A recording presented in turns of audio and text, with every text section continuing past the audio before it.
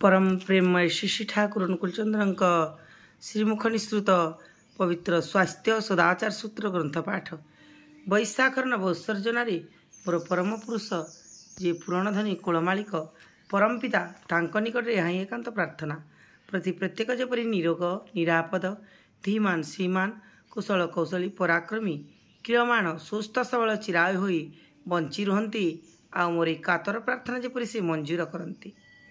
स्वास्थ्य सदाचार सूत्र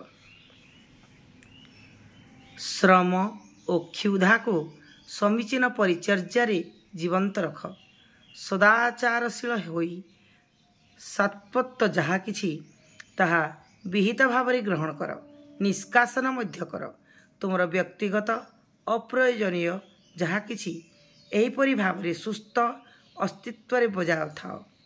सहज बोधदीप्त जीवनीय जागरण नहीं कृतिमुखर होई अधिकरु अधिक पथरे चल समृद्ध हुआ एहिपरि निजे सुस्थ थाओ परिवार परिवेश रे परिचर्या नहीं सेमानंकु मध्य सुस्थता द्वारा प्रभावित करी तोल असत जहा किछि को एड़ी बा निराकरण करी साधु सत्तारे संस्थ होई चल एहिपरि भावरे।